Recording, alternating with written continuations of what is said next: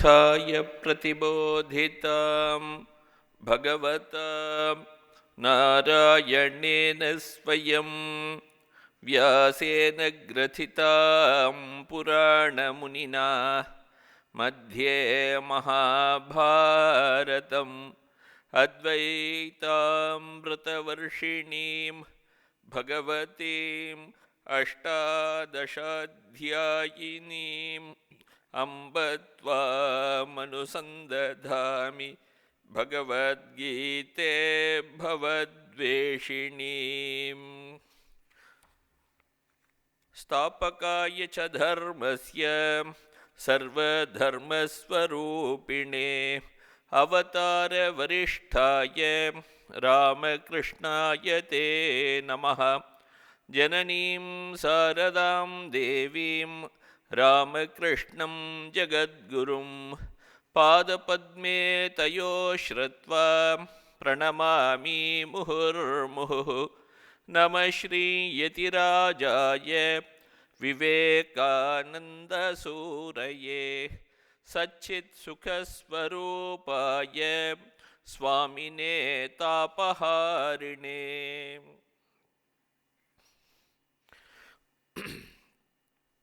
ஸ்ரீமத் பகவத்கீதையில் 11வது அத்தியாயம் பார்த்துட்டு இருக்கோம். அந்த விஸ்வரூப தரிசனம் அர்ஜுனனுக்கு கிடைச்சது. அந்த விஸ்வரூப தரிசனம் எப்படிலாம் இருக்குங்கிற ஒரு விளக்கத்தை பார்த்துட்டு இருந்தோம். இருக்கக்கூடிய ஜனங்கள் எல்லாம், மக்கள் எல்லாம் ஸ்ரீ கிருஷ்ணருடைய அந்த விஸ்வரூபத்தின் வாயிலே எப்படி சென்று விழுகிறார்கள் அப்படிங்கிறத வர்ணனை பார்த்துட்டு இருந்தோம். யதா நதீனாம் பகவோம்பு வேகாக சமுத்திரமேவாபிமுகா திரவந்தி ததா தவாமி நரலோகவீராக விஷந்தி வக்திராண்யபிவிஜ்வலந்தி. எப்படி பல நதிகளும் சமுத்திரத்தை நோக்கி, கடலை நோக்கி எப்படி ஓடுகின்றனவோ, அதில் எப்படி கடலில் போய் கலக்கின்றதோ, அதுபோன்று நரலோக வீராக இந்த உலக வீரர்களும் கூட, சண்டைக்காக வந்திருக்கிறார்கள் இந்த வீரர்கள், இவர்களும் கூட உம்முடைய வக்திராணி அபிவிஜ்வலந்தி, அவர்கள் எல்லோரும் உங்களுடைய வாயிலே, பிரகாசமாக இருக்கக்கூடிய இந்த ஒரு வாயிலே போய் விழுகிறார்கள். இன்னொரு உதாரணமும் கொடுத்துருக்கு. யதா பிரதீப்தம் ஜ்வலனம் பதங்காக விஷந்தி நாஷாய சம்ருத்த வேகாக ததைவ நாஷாய விஷந்தி லோகாக தவாபி வக்திராணி சம்ருத்த வேகாக. அவர்கள்லாம் போய் விழறது ஏதோ மெதுவாக போய் விழலை, வேகமாக ஓடி போய் விழுகிறார்கள். இந்த பூச்சி, விட்டில் பூச்சி இருக்கிறது, வழக்கை ஏற்றி வைத்த உடனே எல்லாம் வேகமாக ஓடி வரும். காலங்காலத்தால் பார்க்கணும். காலங்காலத்தால் இந்த மழை காலத்துலலாம் பார்த்தாக்க இந்த ஈசல் வரும். லைட்டு போட்டால் போதும், எங்கேருந்து வரும் தெரியாது, அவ்வளவு ஈசல் பூச்சிகள் வரும்.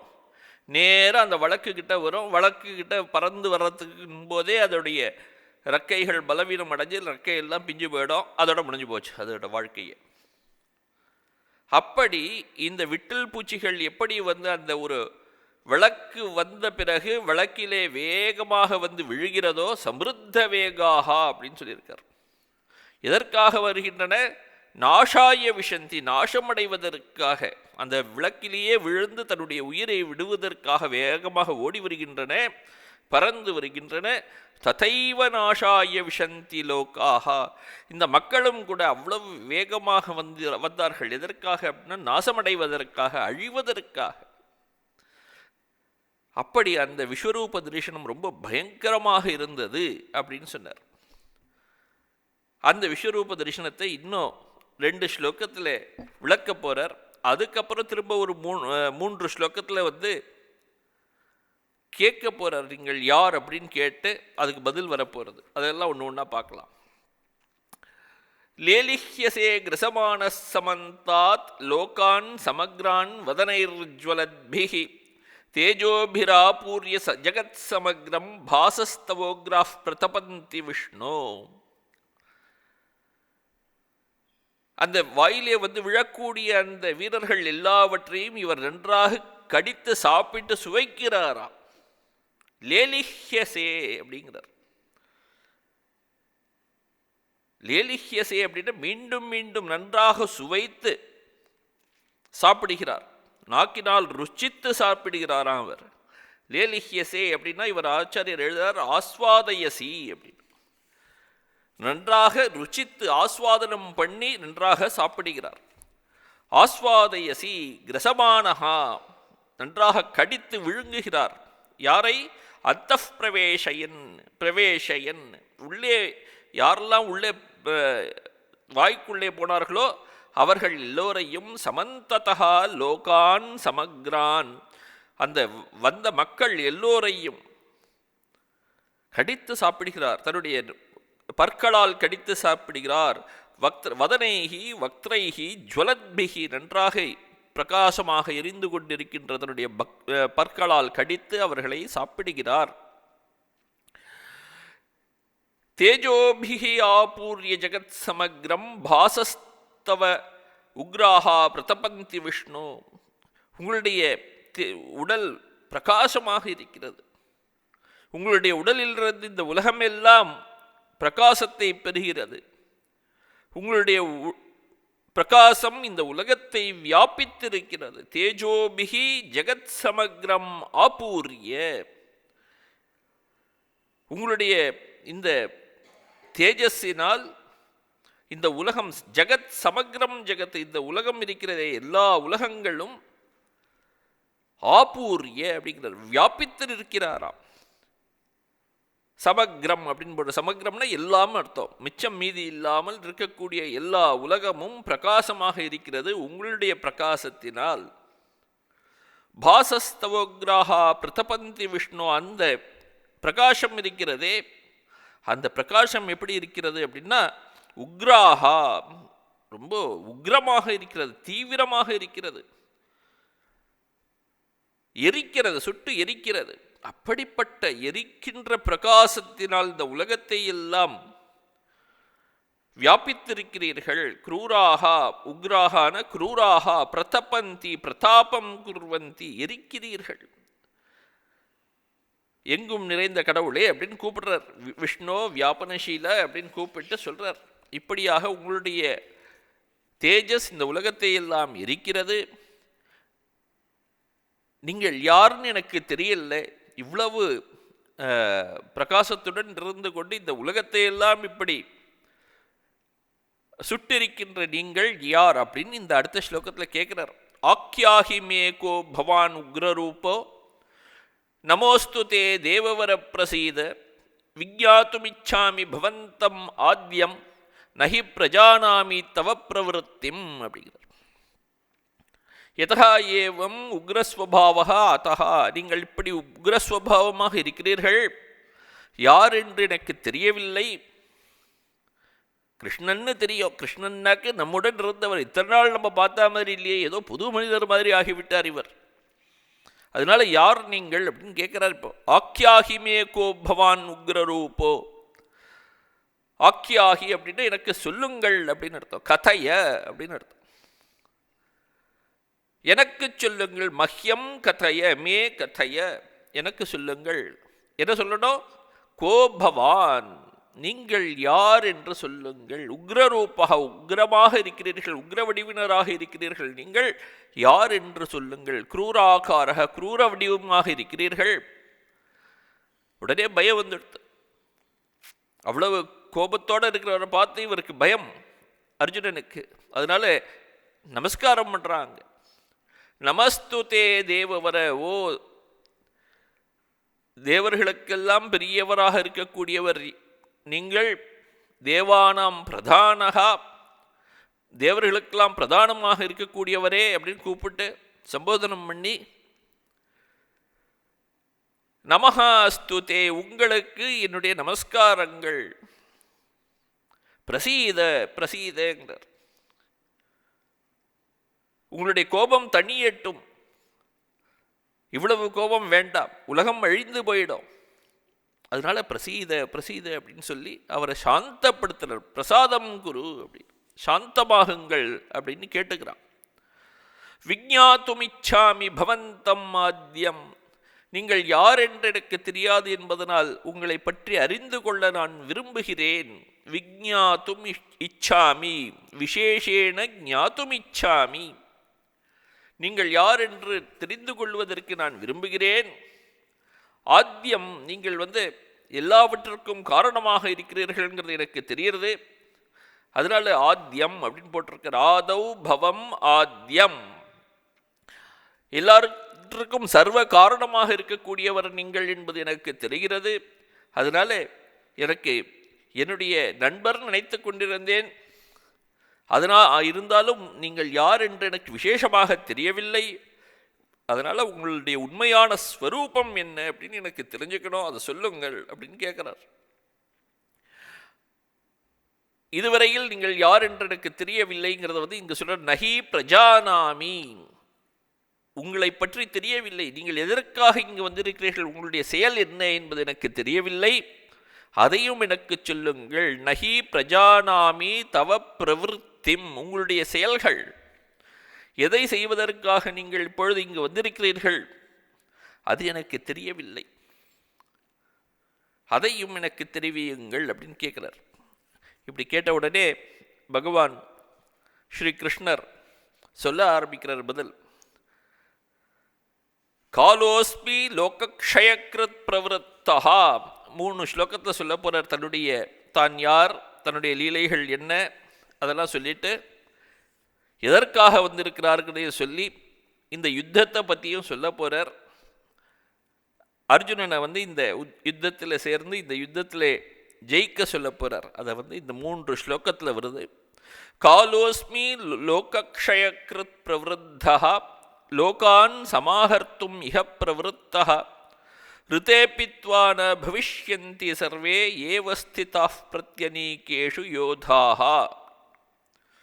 ஸ்ரீ பகவான் உவாச்ச, பகவான் சொல்றார், ஸ்ரீ கிருஷ்ணர் சொல்றார். இப்படியாக அர்ஜுனனால் பிரார்த்திக்கப்பட்ட பகவான் தான் யாருன்னு முதல்ல சொல்ல போறார். என்ன விஷயத்திற்காக தான் வந்தேன் அப்படிங்கிறதையும் சொல்ல போறார். காலோஸ்மி லோகக்ஷயக்ருத் பிரவருத்தஹா, நான் காலனாக இருக்கிறேன், காலமாக இருக்கிறேன். காலம் அப்படின்னாக்க, காலன் அப்படிங்கிற வார்த்தைக்கு யமதர்மராஜாவை குறிக்கும். எல்லாவற்றிற்கும் ஒரு தேவதை இருக்கு. நம்ம சாதாரணமாக சொல்லும்போது ஒரு நதியை பார்த்தால் நதி தேவதை, காவேரி தாய் அப்படின்னு சொல்கிறோம், கங்கை தாய் அப்படின்னு சொல்கிறோம். கங்கைக்கு ஒரு தேவதை, காவேரிக்கு ஒரு தேவதை, பூமியை தாய்னு சொல்லுவோம், தேவதை. மொழி இருக்கிறது, நம்முடைய மொழி தமிழ் தாய் அப்படின்னு சொல்கிறோம், தேவதை. இப்படி எல்லாவற்றிற்கும் நமக்கு ஒரு தேவதை அம்சங்கள் இருக்கு. அப்படி இந்த காலம், நேரம் இருக்கிறது, டைம், அதுக்கு ஒரு தேவதை. அந்த தேவதை யமதர்மராஜா. எல்லா தேவதைகளுக்கும் ஒரு செயல் உண்டு. இந்த தேவதை யமதர்மராஜாவோட செயல் என்ன அப்படின்னா, ஒவ்வொரு பொருளும் தோன்றியவுடன் அதுக்கு ஒரு டைமர் செட் பண்ணுறது. இதற்கு இவ்வளவு நாட்கள் இந்த பொருள் இருக்கலாம் அப்படின்னு ஒரு டைம் செட் பண்ணி வச்சுருவார். அது வரையிலும் அந்த பொருள் இருக்கும், அதுக்கப்புறம் ஆட்டோமேட்டிக்காக அது போகணும். காலம்ங்கிறத யாராலையும் கடந்து போக முடியாது. அது போன்ற இந்த உலகத்துக்கெல்லாம் ஒவ்வொரு டைம் வச்சிருக்கார். இந்த இருக்கக்கூடிய இந்த சண்டைக்கு இருக்கக்கூடிய அத்தனை பேருக்கும் ஒவ்வொரு டைம் வச்சிருக்கார். அந்த காலமாக, கால வடிவிலே நான் இருக்கிறேன், எல்லாவற்றையும் அழிப்பதற்காக நான் வந்திருக்கிறேன் அப்படின்னு கிருஷ்ணர் இங்க சொல்றார். காலஹா அஸ்மி லோகக்ஷய கிருத்து, லோகத்தை க்ஷயம் பண்ணுவதற்காக நான் வந்திருக்கிறேன் அப்படிங்கிறார். பூபாரத்தை அழிக்க வேண்டும் அப்படிங்கிறது தான் அவர்களுடைய விருப்பம். பூமாதேவி முதல்ல பிரம்மாட்ட போய் வேண்டிக் கொள்கிறாள். பூலோகத்திலே பல அரசர்கள் வந்து விட்டார்கள், எல்லோருக்கும் பூமியின் மீது பலவிதமான ஆசைகள் வந்துவிட்டன. ஒருவர் அராஜகம் செய்து பூமியை ஆக்கிரமித்து வைத்துக் கொண்டிருக்கிறார்கள். சாதாரண மனிதர்களால் தர்மத்துடன் வாழ முடியவில்லை. அதனால பூமியிலே பாரம் அதிகமாகிவிட்டது, இதற்கு ஏதாவது பண்ண வேண்டும் அப்படின்னு கேட்டு ஒரு விண்ணப்பத்துடன் பூமி தாய் பூமாதேவி பிரம்மாவிடம் சென்று முறையிடுகிறாள். அப்போதான் பிரம்மா சிவன்கிட்ட போய், சிவனும் பிரம்மாவும் சேர்ந்து கடைசியில் விஷ்ணுவிடம் போய் கேட்டபோது விஷ்ணு சொல்கிறார், சரி இந்த பூபாரத்தை நான் குறைப்பதற்காக கிருஷ்ணனாக அவதரிக்கிறேன் அப்படின்னு உள்ள வந்திருக்கார். இப்போ லோக்கத்தில் இருக்கக்கூடிய அந்த பூபாரத்தை குறைப்பதற்காக, அதர்மத்தை அழிப்பதற்காக,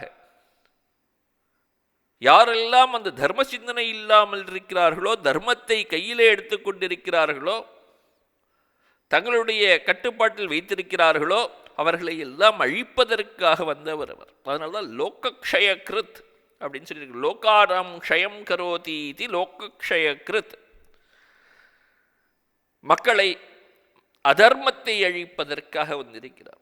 அப்படிப்பட்ட காலனாக நான் இருக்கிறேன், காலஹா அஸ்மி அப்படிங்கிறார். லோகான் சமாஹர்த்தும் மிக பிரவருத்தா. இந்த லோகங்கள் அப்படின்னா மக்கள் எல்லோரையும் அழிப்பதற்காக நான் வந்திருக்கிறேன். சமாஹர்த்தும் அப்படின்னு நன்றாக என்னுள்ளே இழுத்துக்கொள்வதற்குன்னு அர்த்தம். எல்லோரையும் இழுத்துக்கொள்வதற்காக நான் வந்திருக்கிறேன். அப்படிப்பட்டவன் நான். இந்த சண்டையில் ஏதோ வந்திருக்குன்னு நினைக்காத. சண்டையில் நீ இருந்து எல்லோரையும் கொல்லப் போகிறேன் என்று நினைக்காதே. ரித்தேபித்வான பவிஷ்யந்தி சர்வே. நீ இல்லாவிட்டாலும் கூட இவர்கள் எல்லோரும் அழிந்துதான் போகப் போகிறார்கள். நீ ஒன்றும் இந்த எதிரே இருக்கக்கூடிய யுத்த சேனையை அழிக்கப் போகவில்லை. நீ இல்லாமலே, அர்ஜுனனிடம் பகவான் சொல்கிறார், நீ இல்லாமலும் கூட இந்த எதிரே இருக்கக்கூடிய சேனை அழியப் போகிறது. ருத்தேபித்வா ந பவிஷ்யந்தி சர்வே அப்படின்னு. நீ இல்லாவிட்டாலும் கூட இந்த பீஷ்மன், துரோணன், கர்ணன் இப்படியெல்லாம் வந்திருக்கிறார்களே, எதிரே இருக்கிறார்களே, அவர்கள் அழியப் போகிறார்கள். அதனால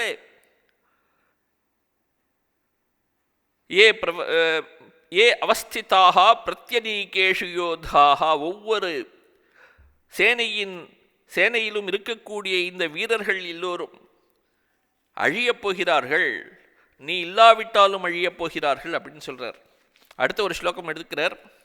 தஸ்மாத் துவம் உத்திஷ்ட. அவர்கள் அழியப் போகிறார்கள், அதனால நீ எழுந்துரு. இன்னும் உட்கார்ந்துட்டு இருக்கான், பயந்துட்டு உட்கார்ந்துட்டு இருக்கான். சண்டை நடக்கணுமா வேண்டாமா, என்ன செய்யறதுன்னு தெரியாமல் உட்கார்ந்துட்டு இருக்கான். யார் ஜெயிப்பார்கள்னு தெரியாமல் உட்கார்ந்துட்டு இருக்கான். தஸ்மாத்வம் உத்திஷ்ட அப்படிங்கிறார். இந்த பீஷ்மர், துரோணர் இவர்கள்லாம் பார்த்து பயந்து உட்கார்ந்து இருக்காத, எழுந்துரு. யசோலபஸ்வ. ஒரு புகழ் பெறு. இந்த சண்டையிலே ஈடுபட்டு அவர்களை ஜெயித்து, நான் ஜெயித்தேன், இவர்களை ஜெயித்தேன் என்று ஒரு பெரிய புகழ், அந்த புகழை நீ பெறுவாயாக அப்படிங்கிறார். யசோலபஸ்வ ஜித்வா சத்ரூன். எதிரிகளை ஜெயித்து நீ புகழ் பெறு. எதிரிகளை ஜெயித்தால் உனக்கு என்ன கிடைக்கும்? இந்த ராஜ்யம் கிடைக்கும். அந்த ராஜ்யத்தை, சமிருத்தம் ராஜ்யம் புங்ஷ்வ, இந்த ராஜ்யத்தை முழுமையாக நீ அனுபவி அப்படிங்கிறார். தஸ்மாத்வம் உத்திஷ்ட யசோ லபஸ்வ ஜித்வா சத்ரூன் புங்ஷ்வ ராஜ்யம் சமிருத்தம் மயை வைத்தே நிகதாக பூர்வமேவ நிமித்த மாத்திரம் பவசவ்யசாச்சின். ஓ அர்ஜுனா, இவர்கள் எல்லோரும் என்னால் முன்பே கொல்லப்பட்டு விட்டார்கள். நான் கொன்றுவிட்டேன் இவர்களை எல்லாம். என்னுடைய சங்கல்பத்தினாலேயே அவர்கள் இறந்து விட்டார்கள். பூர்வமேவ நிகதாக மயா ஏவ ஏதே. இவர்கள் எல்லாம் இருக்கிறார்களே, இவர்கள் எல்லாம் முன்பே என்னுடைய சங்கல்பத்தினாலேயே அவர்கள் கொல்லப்பட்டு விட்டார்கள். நிமித்த மாத்திரம் பவ. நீ இங்கே கொல்லுவது போன்று ஒரு நாடகத்தை நடித்து ஒரு நிமித்தமாக இருந்து, மக்கள் என்ன சொல்வார்கள்? இந்த அர்ஜுனன் இருந்தான், அவன் கொன்றான். யாரை கொன்றான்? பீஷ்மரை கொன்றான், கர்ணனை கொன்றான். கர்ணன் போன்ற ஒரு பெரிய வீரன் கிடையாது, அவனையே கொன்று விட்டான் அப்படின்னு ஒரு பெரிய ஒரு யசஸ், ஒரு பெரிய ஒரு கீர்த்தி, புகழ், இதையெல்லாம் பெறுவாயாக அப்படின்னு சொல்றாருங்க. காலோஸ்மி லோகக்ஷயக்ருத் பிரவருத்தா லோகான் சமாஹர்த்தும் மிக பிரவருத்தः ரிதேபித்வா ந பவிஷ்யந்தி சர்வே ஏவஸ்திதாः பிரத்யநீகேஷு யோதாः. அதில் என்ன சொல்றார்? காலஹா அஸ்மி லோகக்ஷய கிருத்து லோகானாம் க்ஷயம் கரோதி இது லோகக்ஷய கிருத்து பிரவருத்தா விருத்திம் கதா. இப்படியாக இந்த லோகத்தை அழிப்பதற்காக நான் இங்கு இப்போ வந்திருக்கிறேன். எதர்த்தம் பிரவருத்தா தச்ருணு, எதற்காக நான் வந்திருக்கிறேன் அப்படின்னாக்க லோகான் சமாஹர்த்தும். சமாஹர்த்தும்னா சம்ஹர்த்தும், எல்லா உலகத்தையும் அழிப்பதற்காக நான் வந்திருக்கிறேன். இக அஸ்மின் காலே பிரவருத்தா, இந்த இடத்தில் இந்த நேரத்தில் நான் வந்திருக்கிறேன். ரிதேபித்வாம் வினாபித்வா, நீ இல்லாமல் கூட அப்படின்னு அர்த்தமாச்சு. நீ இல்லாமல் கூட ந பவிஷ்யந்தி சர்வே, இவர்கள் யாரும் இருக்க மாட்டார்கள். யார் இருக்க மாட்டார்கள்? பீஷ்ம துரோண கர்ண பிரபிருத்தயா, பீஷ்மர் துரோணர் கர்ணன் இப்படி யாரும் இருக்க மாட்டார்கள். அவர்களிடம்தான் நீ பயந்து கொண்டிருக்கிறாய். ஏபியா தவ ஆசங்கா, யாரிடம் நீ பயந்து கொண்டிருக்கிறாயோ, சண்டையிலே யார் ஜெயிப்பார்கள், நான் ஜெயிப்பேனா அவர்கள் ஜெயிப்பார்களா தெரியல அப்படின்னு முன்னாடி ஆரம்பத்திலேயே அர்ஜுனன் சொன்னான். அப்படிப்பட்டவர்களிடமிருந்து நீ பயப்பட வேண்டாம். ஏ அவஸ்திதாக பிரத்யநீகேஷு, ஒவ்வொரு அநீக்கம் அநீக்கம் பிரதி பிரத்யநீகேஷு, அநீக்கம்னு சேனை, ஒவ்வொரு சேனையிலும் இருக்கக்கூடிய இந்த வீரர்கள் இருக்கிறார்களே, பிரதிபக்ஷபூதேஷு அநீகேஷு, எதிரிப்படைகள் இருக்கிறதே, அந்த எதிரிப்படையில் இருக்கக்கூடிய ஒவ்வொரு சேனையிலும் இருக்கக்கூடிய யோத்தாக, யுத்தத்திற்கு வந்திருக்கக்கூடிய இந்த வீரர்களிடமிருந்து நீ பயப்பட வேண்டாம் அப்படின்னு சொல்லியிருக்கார். அப்படிப்பட்ட நான் ஒரு காலனாக இருக்கிறேன், எல்லோருக்கும் மரணத்தை கொடுப்பவனாக நான் இருக்கிறேன் அப்படின்னு சொல்றார். இதுலேருந்து என்ன தெரியுது அப்படின்னா, அர்ஜுனனுடைய செயல் அப்படிங்கிறது ஒன்றுமே இல்லை.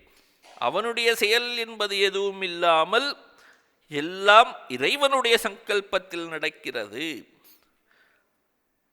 இறைவனுடைய சங்கல்பத்தில், அது பிரம்மத்துடைய சங்கல்பத்திலே நடக்கிறது. அதனால் அதன்படி செல் அப்படிங்கிறது. தஸ்மாத் துவம் உத்திஷ்ட யசோலபஸ்வ, தஸ்மாத் அதனால் துவம் உத்திஷ்ட, யசோலபஸ்வ அப்படிங்கிற, யசஸ் அப்படின்னா கீர்த்தி, புகழ், புகழை பெறுவாய். என்ன புகழை பெறணும்? பீஷ்ம பிரபிருத்தயா அதிரதாக அஜேயாக தேவைஹி, பீஷ்மர் முதலியவர்கள்லாம் இருக்கிறார்களே அவர்கள் அதிரத்தர்கள். ஒரு அதிரத்தர் அப்படின்னா ரதத்தில் ஏறி உட்கார்ந்தாக்கே அவர்களை ஜெயிக்கவே முடியாது. சண்டைக்குன்னு புறப்பட்டு விட்டார்களே ஆனால் அவர்களை ஜெயிக்கவே முடியாது. அவர்களுக்கு பேர் அதிரத்தர்கள்னு பேர். ஒவ்வொரு சேனையிலையும் ஏறிண்டு சண்டை போடும்போது இத்தனை பேரோட சண்டை போட்டு ஜெயிப்பவன். ஒரு படை அப்படின்னா ஒரு படையில் இத்தனை அப்படின்னு சொல்லி ஒரு கணக்கு இருக்கு. இத்தனை பேரை வைத்து கொண்டு ஒரு படையை நடத்தி எதிரே இருக்கக்கூடிய அவ்வளவு பெரிய சேனையை, இவ்வளவு மக்கள் இருக்கக்கூடிய சேனையை ஒருவன் ஜெயிப்பானே ஆனால் அவனுக்கு அதிரதன்னு பேர். அது எவ்வளோங்கிறது ஒரு நம்பர் இருக்குது, 10,000 20,000 ஏதோ ஒரு நம்பர் இருக்குது.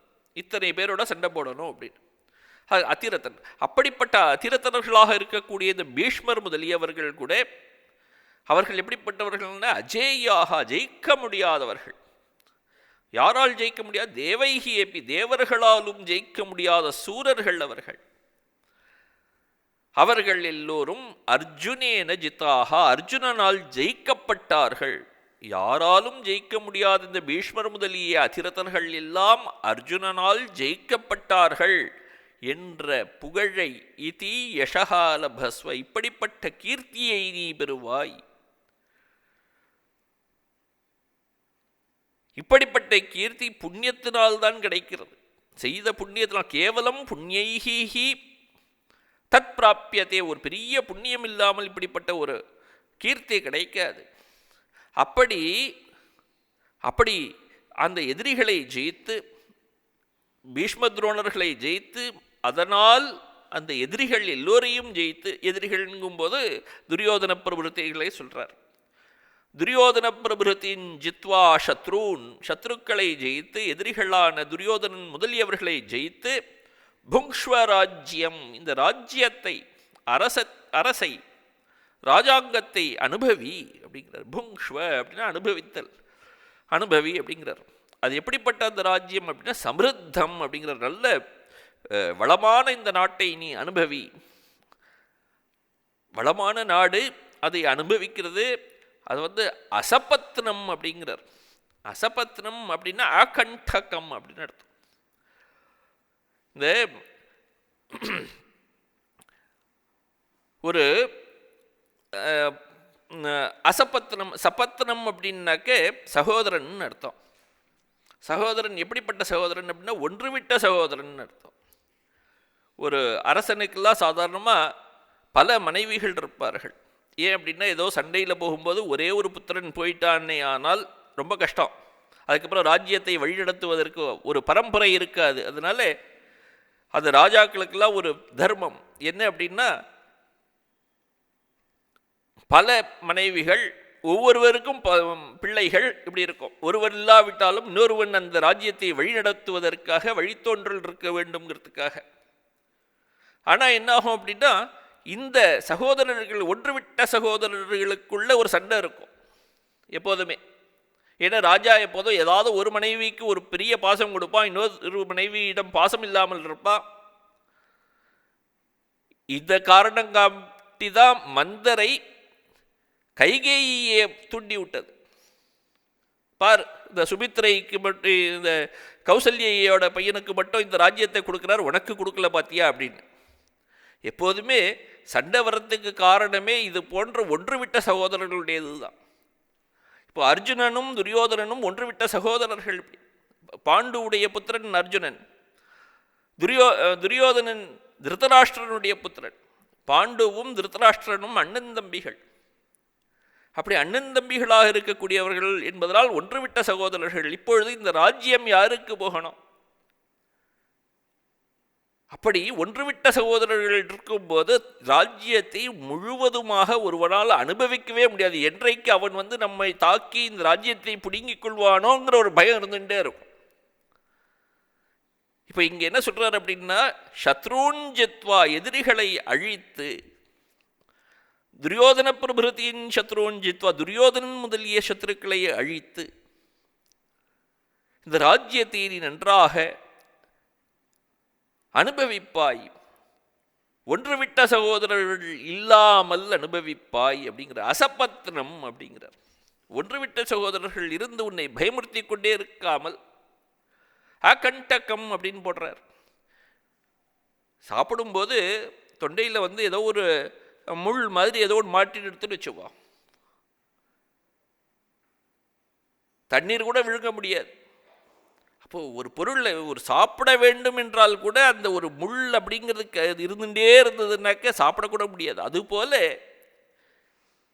உடலிலே தைத்த முள் போன்று இந்த ஒன்றுவிட்ட சகோதரர்கள் இருந்து கொண்டிருந்தால் உங்களால் இந்த ராஜ்யத்தை அனுபவிக்க முடியாது. அதனால் இந்த சத்துருக்களை அழித்து விட்டு அந்த ஒன்றுவிட்ட சகோதரர்கள் என்ற முள் இல்லாமல் இந்த உலகத்தை நீங்கள் அனுபவிப்பாயாக அப்படின்னு அர்ஜுனனுக்கு சொல்றார். மயா ஏவ ஏதே நிகதாக, அதோ இருக்கிறார்களே இந்த உனக்கு எதிராக இருந்து கொண்டிருக்கிறார்களே துரியோதனன் முதலியவர்கள், இவர்கள் எல்லாம் என்னால் ஏற்கனவே கொல்லப்பட்டு விட்டார்கள்.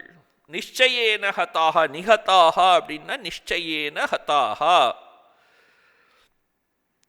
பிராணைஹி வியோஜிதாக பூர்வமேவ, அவர்களுடைய பிராணனை நான் நீக்கிவிட்டேன். எப்போ? பூர்வமேவ, முன்னமேயே செய்து விட்டேன், சங்கல்ப மாத்திரேன செய்து விட்டேன். நீ நிமித்த மாத்திரம் பவ, நிமித்தமாக இதற்கெல்லாம் ஒரு காரணம் போன்று, ஒரு வியாஜம் போன்று இரு. நிமித்த மாத்திரம் பவ துவம் ஹே சவ்யசாச்சின். சவ்யசாச்சின் அவனை கூப்பிட்டு, அர்ஜுனனை கூப்பிட்டு சொல்கிறார். சவ்யசாச்சின் அப்படிங்கிற பொருளுக்கு, அந்த வார்த்தைக்கு என்ன அர்த்தங்கிறத அடுத்து எழுதுகிறார். அர்ஜுனனுக்கு ஒரு பெரிய, அவனை ஏன் அவ்வளவு உயர்ந்த வீரன் அப்படின்னு சொல்கிறோம் அப்படின்னாக்க, அவனுக்கு இரண்டு கைகளாலும் அம்பு எய்தக்கூடிய ஒரு பெரிய திறமை இருந்தது. அதை வளர்த்து வச்சுன்னு இருக்கான். வலது கையினால் எல்லோரும் அந்த அம்பை எடுத்து வீசுவார்கள். இவனுக்கு இடது கையினாலும் அம்பை வீசக்கூடிய ஒரு சாமர்த்தியம் இருந்தது. சவ்யசாட்சி அப்படின்னா, சவ்யம்னா இடதுன்னு அர்த்தம், சவ்யேன வாமேன ஹஸ்தேன அப்பி ஷராணாம் க்ஷேப்தா. அந்த க்ஷரம்னா அந்த பாணங்கள், பாணத்தை விடுபவன். அதனால அவனுக்கு பேர் சவ்யசாட்சி இது உச்சியதே சஹா அர்ஜுனஹா அப்படின்னு அர்த்தம். அர்ஜுனனுக்கு அப்படி ஒரு பெயர் சவ்யசாச்சின் அப்படின்னு. இதெல்லாம் சொல்லி முடித்த உடனே சஞ்சயன் சொல்ல போறார். சஞ்சய உவாச்ச ஏதத் ஸ்ருத்வா வச்சனம் கேசவஸ்ய கிருதாஞ்சலிர்வேபமானஹ கிரீட்டி நமஸ்கிருத்வா பூய ஏவாஹ கிருஷ்ணம் சகத்கதம் பீத பீத பிரணம்ய. அதை இதையெல்லாம் கேட்டு ஏதத் ஸ்ருத்வா வச்சனம் அவர் கேட்க போறார். இதுக்கு முன்னாடி ஒரு ஸ்லோகம் விட்டேன்னு நினைக்கிறேன். துரோணம் பீஷ்மம் ச ஜெயத்ரதம் ச கர்ணம் ததா அந்யானபி யோத வீரான் மயா ஹதான்ஸ்துவம் ஜஹிமே வியதிஷ்டா யுத்தியஸ்வ ஜெயதாசி ரணே சபத்னான் அப்படிங்கிறார். மூன்றாவது ஸ்லோகம் இந்த பகவான் ஸ்ரீ கிருஷ்ணர் சொல்றது. இந்த இதில் தஸ்மாத்வம் உத்திஷ்டன்னு சொல்லும்போது மயைவையே தேனிகதாக பூர்வமேவ, இவர்கள் எல்லோரும் என்னால் முன்பே கொல்லப்பட்டு விட்டார்கள் அப்படின்னு சொன்னார். இவர்கள் அப்படின்னு சொன்னதில் யார் யாருங்கிறது பேர் சொல்லி சொல்றார் இந்த ஒரு ஸ்லோகத்தில். துரோணம் பீஷ்மம் ஜெயத்ரதம் ச கர்ணன் ததா அந்யானபி யோத வீரான். இவர்கள் துரோணர், பீஷ்மர், ஜெயத்ரதன், கர்ணன் இவர்களும், அத்துடன் மற்ற அந்யானபி யோத வீரான் சண்டைக்கு வந்திருக்கிற மற்ற வீரர்களும் கூட மயாகத்தான் என்னால் அழிக்கப்பட்டு விட்டார்கள் அப்படிங்கிறார். இப்போ ஒவ்வொருவரா பேர் சொல்லி சொல்றார். ஏன் அப்படின்னா இவர்கள்லாம் முக்கியமானவர்கள். துரோணன், பீஷ்மர் இவர்கள்லாம் ரொம்ப பெரியவர்கள். ஏஷு ஏஷு யோத்தேஷு அர்ஜுனஸ்ய ஆசங்கா தான் தான் வியபதிஷதி பகவான் மயா ஹதான் இதி அப்படின்னு ஆச்சாரியர் எழுதுறார். எந்த எந்த யுத்த வீரர்களிடம் அர்ஜுனனுக்கு கொஞ்சம் சந்தேகம், பயம் இருந்ததோ, நம்ம ஜெயிப்போமா மாட்டோமான்னு ஒரு பயம் இருந்ததோ, அந்த வீரர்களுடைய பெயரை சொல்லி இந்த இடத்துல பகவான் சொல்றார். துரோணரிடம் சண்டை போட்டு தன்னால் ஜெயிக்க முடியுமான்னு தெரியாது. பீஷ்மருடன் சண்டை போட்டு ஜெயிக்க முடியுமான்னு தெரியாது. ஜெயத்ரதனுடன் சண்டை போட்டு ஜெயிக்க முடியுமா தெரியாது. கர்ணனுடன் சண்டை போட்டு ஜெயிக்க முடியுமான்னு தெரியாது. இப்போ இந்த 4 பேர் சொல்லியிருக்கார் இல்லையா? இந்த 4 பேர் கூட சண்டை போடும் போதும் கிருஷ்ணர் ஏதோ ஒரு யுக்தியை பயன்படுத்தி தான் அந்த இடத்துல ஜெயிக்க வச்சிருக்கார். அந்த இடத்துல சொல்றது. அதனால தான் இந்த துரோணர், பீஷ்மன், ஜெயத்ரதன், கர்ணன் இந்த 4 பேர் மற்றும் பலர் அப்படின்னு அதனால சொன்னது. மற்றவர்களை பற்றி கவலை இல்லை. ஏன் அப்படிங்கிற காரணமும் இங்கே ஆச்சாரியர் எழுதுறார். தத்ர துரோண பீஷ்மயோகோ தாவத் பிரசித்தம் ஆசங்கா காரணம். இந்த துரோணர் மற்றும் பீஷ்மரிடம் சண்டை போட்டு ஜெயிப்போமான்றது சந்தேகத்துக்கு ஒரு காரணம் பெருசாக சொல்ல வேண்டியதில்லை. அது பிரசித்தம் காரணம், எல்லோருக்கும் தெரிஞ்ச காரணம் தான். ஏன் அப்படின்னாக்க, என்ன விஷயம் அப்படின்னாக்க, துரோணர் பெரிய ஆச்சாரியர். துரோணகா தனுர்வேதாச்சாரியா, அவர் தனுர்வேதத்துக்கே ஆச்சாரியர். அந்த வில்லையும் அம்பையும் எடுத்து விட்டார்னா அவரை யாராலையும் ஒன்றும் பண்ண முடியாது. பெரியவர். அவர் தான் எல்லோருக்கும் சொல்லிக் கொடுத்தவர். முதல்ல அவர் சொல்லிக் கொடுத்தது தான் எல்லோருக்குமே பயன்படுத்தி கொண்டிருக்கிறார்கள். அப்படிப்பட்ட அந்த தனுர்வேத ஆச்சாரியராக இருந்தவர் துரோணர். அவரிடம் எவ்வளவோ அஸ்திரங்கள் இருக்கின்ற. திவ்யாஸ்திர சம்பன்னஹாச்ச, திவ்யமான அஸ்திரங்களை கொண்டவர் அவர். இன்னும் சொல்லப்போட தனக்கு குருவாக இருக்கக்கூடியவர், அர்ஜுனனுக்கு குருவாக இருக்கக்கூடியவர். ஆத்மனஹாச்ச விசேஷத்தோ குருஹு கரிஷ்டஹா குருஹு, அவர் குருவாக இருக்கக்கூடியவர். அவர் தனக்கு குருவானவர், நல்ல திவ்யமான அஸ்திரங்களை வைத்து கொண்டிருப்பவர், தனுர்வேதத்துக்கு ஆச்சாரியர். அவரிடம் சண்டை போட்டு நாம் ஜெயிப்போமா? நிச்சயமா ஒரு சந்தேகம். இரண்டாவதாக இருக்கக்கூடியவர் பீஷ்மர். கரிஷ்டஹா பீஷ்மஹா, பெரியவருவர். பீஷ்மருக்கு ஒரு பெரிய வரம் இருந்தது. பீஷ்மர் சந்தனுங்கிறது அவருடைய தந்தையார் பெயர். அந்த சந்தனு அந்த தந்தையிடமிருந்து அவருக்கு ஒரு பெரிய வரம் கிடைச்சது. எப்போ மரணம் வேண்டும் வர வேண்டும் நினைக்கிறானோ அதுவரையில் அவனுக்கு மரணம் வராது அப்படின்னு சொல்லி ஒரு பெரிய வரம் கிடைச்சது. அதனால அவனுக்கு பேர், பீஷ்மருக்கு பெயர் ஸ்வச்சந்த மிருத்யுன்னு பேர்.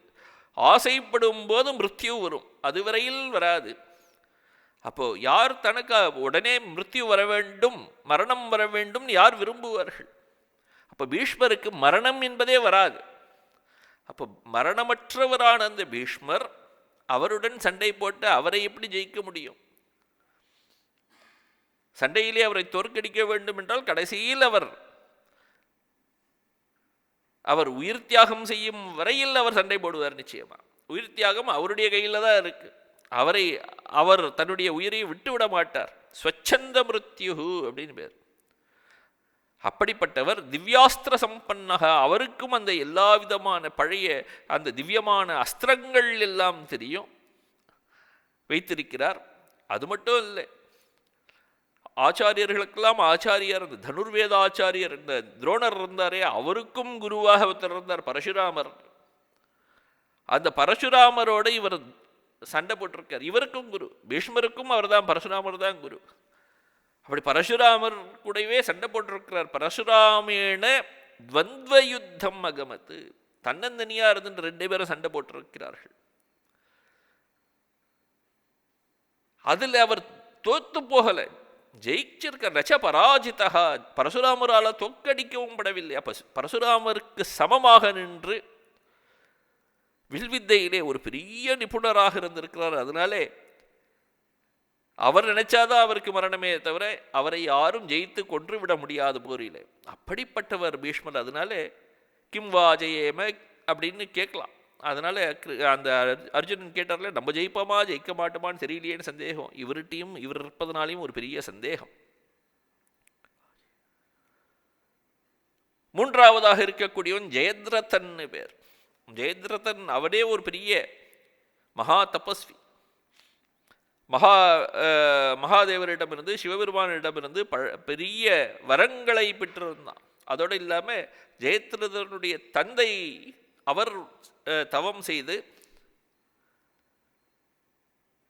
ஒரு வரம் பெற்றிருந்தார். அவருக்கு என்ன வரம் கிடைச்சது அப்படின்னா, என்னுடைய புத்திரன் அதாவது ஜெயத்ரதன் அவனுடைய தலையை யார் பூமியில் விழ வைக்கிறார்களோ அவனுடைய தலையும் போகணும் அப்படின்னு ஒரு வரம். அப்போ ஜெயத்ரதனை அடித்து அவனை வீழ்த்தினால் இவனும் இறந்து போயிடுவான், அர்ஜுனனும் போயிடுவான். அப்போ எங்கே ஜெயிக்கிறது? 2 பேருமே போயிடுவார்கள். அப்போ ஜெயிப்பதற்கு வழியே இல்லையே. அதுதான் இங்கே சொல்ற, ததா ஜெயத்ரதா யஸ்ய பிதா தபಶ್ಚரதி மம புத்திரஸ்ய சிரோ பூமௌ பாதயிஷ்யதி யஹ தஸ்யாபி சிரஹ பதிஷ்யதி.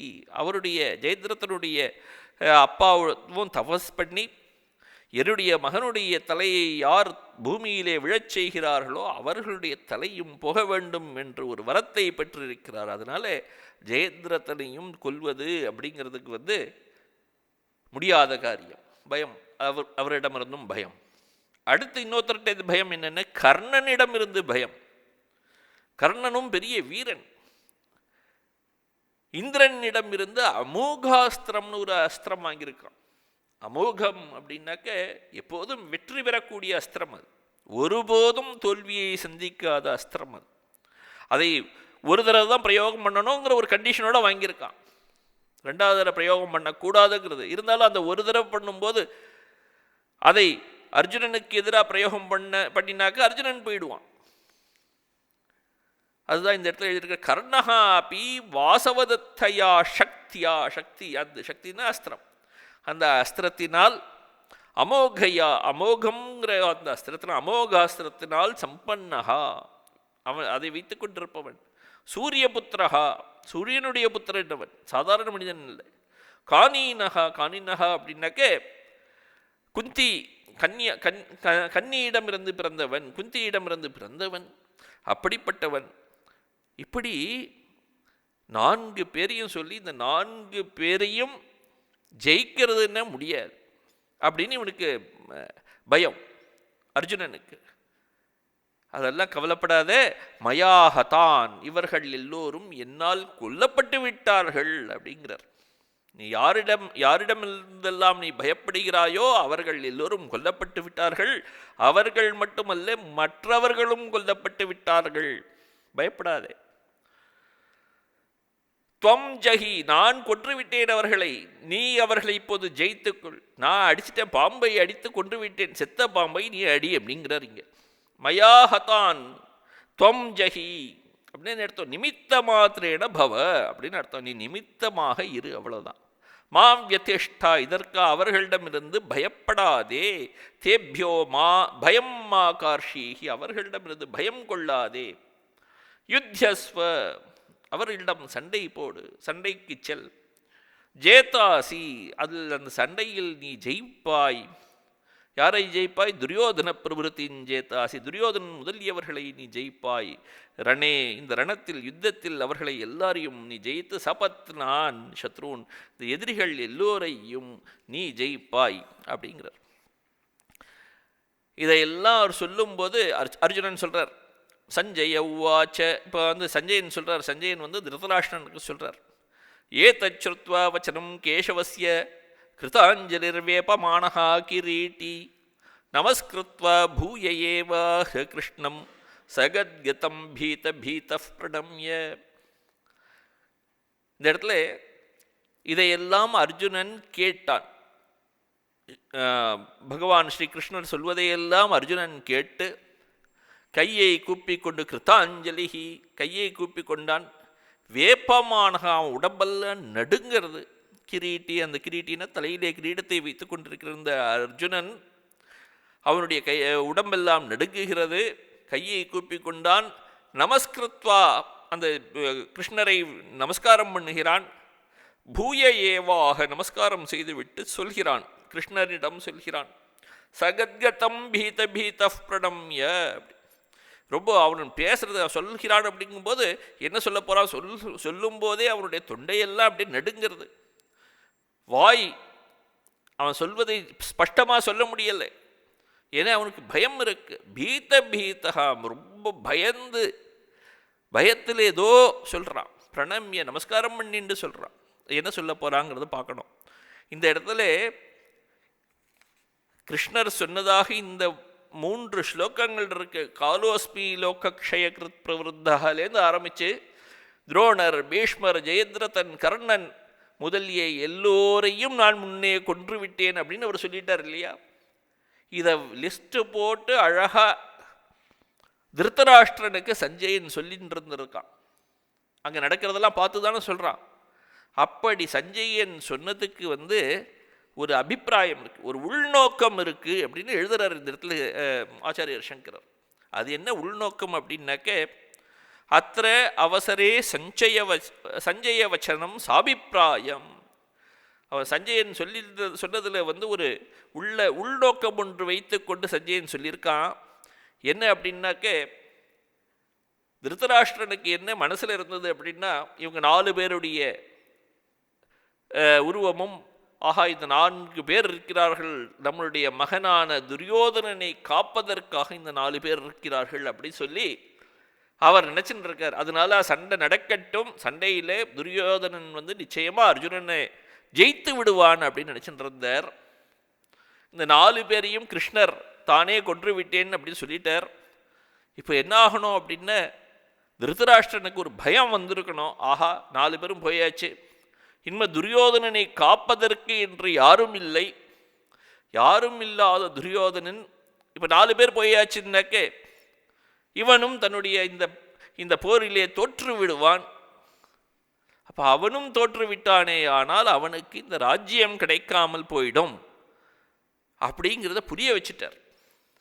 அப்படி அந்த திருதராஷ்டிரன் இதை புரிந்து கொண்டு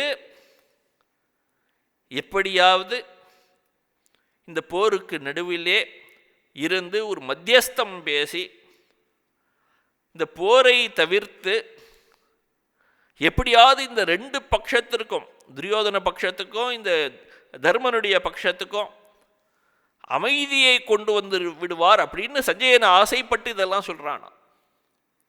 எப்படியாவது போர் நிற்கட்டும், போர் நடக்கக்கூடாது அப்படிங்கிற ஒரு ஆசையில் சஞ்சயன் சொன்னதாக ஆச்சாரியர் எழுதுகிறார். ஆனால் திருதராஷ்டிரனுடைய விதி அவனை விடலை, போர் நடக்க வச்சிருத்து அப்படின்னு எழுதுறார் இந்த இடத்துல. அத்திர அவசரே சஞ்சய வச்சனம் சாபிப்பிராயம் கதம் துரோணாதிஷு அர்ஜுனேன நிகதேஷு அஜேயேஷு தோற்கடிக்க முடியாதவர்கள் துரோணர் முதலியவர்கள் அப்படின்னு இருந்தது. ஆனால் அர்ஜுனனால் அவர்கள் கொல்லப்பட்டு விட்டார்கள் என்றால் நிராஸ்ரயா துரியோதனஹா நிகதையேவ, அந்த வேற யாரும் காப்பதற்கு இல்லாதவனான அந்த துரியோதனன் அவனும் கொல்லப்பட்டவனாகவே ஆகிவிடுவான். இதி மத்வா திருதராஷ்டிரா ஜெயம் பிரதி நிராசகாசன் என்று அறிந்து திருதராஷ்டிரன் தான் ஜெயிப்போம், தன்னுடைய மக்கள் ஜெயித்து விடுவார்கள் என்ற ஒரு எதிர்பார்ப்பு போலியாகி ஆசை போய் சந்திம் கரிஷ்யத்தை ரெண்டு பேருக்கும் நடுப்புரே இருந்து மத்தியஸ்தம் செய்வான் அப்படின்னு நினைத்து கொண்டு இதெல்லாம் சொன்னார். அதன் மூலமாக ததா சாந்தி உபயேஷாம் பவிஷ்யத்தி, அதனால் இந்த இரண்டு படை வீரர்களுக்கும் இரண்டு சேனைகளுக்கும் நடுவே ஒரு சாந்தி நிலவும் அமைதி நிலவும் அப்படின்னு நினைத்து கொண்டு அந்த சஞ்சயன் சொல்லியிருக்கான். ததப்பி ந அஸ்ரௌஷீத்து திருதராஷ்டிரா, திருதராஷ்டிரன் இதெல்லாம் காதிலேயே போட்டுக்கலையாம், பாவம். பவித்தவ்யவசாத் அப்படின்னு எழுதுறார், விதிவசத்தினால அப்படின்னு எழுதிட்டார். விதிவசத்தினால நல்லது சொன்னால் கூட காதில் ஏறாதுங்கிறது புரிஞ்சுது. அப்படி காதிலேயே போட்டுக்காம இருந்து திருதராஷ்டிரன் இந்த சண்டைக்கு ஒரு காரணமாக ஆகி, சண்டை நடப்பதற்கு ஒரு காரணமாகி கடைசியில் தன்னுடைய புத்திரர்களையே இழந்தான்ங்கிறது பின்னாடி வரப்போகிறது. ஆனால் இதுக்கெல்லாம் காரணமும் அவர் அவருடைய சங்கல்பம், இதெல்லாம் நடக்கணும்னு ஒரு சங்கல்பத்தோடு தான் வந்திருக்கார். அந்த சங்கல்பத்தினால எல்லாம் நடந்தது. பின்னாடி அடுத்து என்ன நடக்க போகிறதுங்கிறத பார்க்கலாம். ஓம் சாந்தி ஷாந்தி ஷாந்தி. ஹரி ஓம் தத்சத். ஸ்ரீராமகிருஷ்ணார்ப்பணமஸ்து.